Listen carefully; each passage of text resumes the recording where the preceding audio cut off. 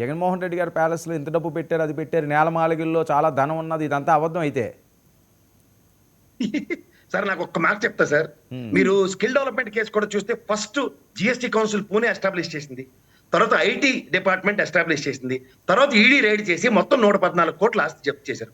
ఈ total Chronicle order లో నేను వంశీ గారిని కూడా అడుగుతున్నా, కాగ్ రిపోర్ట్ లో ఒక ఐడెంటిఫైడ్ ఫిగర్, ఎందుకంటే ఎక్స్చెక్కర్ 27 రూపాయల 40 పైసలకి స్పిరిట్ అమ్మింది, దాని డబ్బులు ఈ రోజు బ్రవరేజ్ యూనిట్స్ ఏవైతే ఉన్నాయో వాళ్ళందరూ కొనుక్కున్న మాట ఉదంతం. రెండోది, గవర్నమెంట్ నిర్ణయించిన రేటుకి బ్రెవరేజ్ కంపెనీలు ఏవైతే ఉన్నాయో అవి గవర్నమెంట్ కి తిరిగి అమ్మారు. దాని మీద ప్రాఫిట్ మాడ్యూల్ తో సేల్ పాయింట్ ఏదైతే ఉంటుందో పిఓఎస్ అంటారు, పాయింట్ ఆఫ్ సేల్స్ లో క్యాష్ రూపంలోనే జరిగింది. లాస్ట్ 3 నెలల దాకా క్రెడిట్ కార్డులు కానీ స్కానర్లు కానీ యాక్సెప్ట్ చేయలే.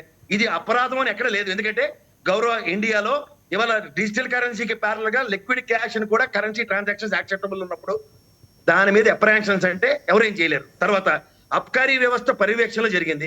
ఈ సత్యప్రసాద్ అన్నుడికి ఏదో కన్ఫర్ట్ ఐఏఎస్ ఇప్పిస్తానో తొక్క తోటకూర ఉన్నప్పుడు మిథున్ రెడ్డికి ఆ విధమైన డిస్కషన్ ఎలా ఉంటుంది? ప్రిన్సిపల్ సెక్రటరీ ఫైనాన్స్ కానీ ప్రిన్సిపల్ సెక్రటరీ చీఫ్ సెక్రటరీ కానీ ఎవరైనా సరే ఎక్స్చెక్కర్ నుంచి డబ్బులు తీయడానికి వాళ్ళ పెర్మిషన్ తో సంతకాలు లేకుండా ఎవరైనా చేయగలరా?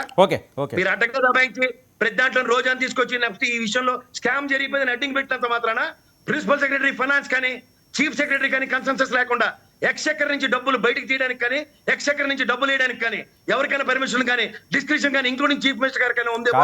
కనుక్కొని చెప్పండి. మీరు కూడా లా చేసినట్టున్నారు కదా, వాదించవచ్చు కదా, ఏముంది? వాదించమంటారు?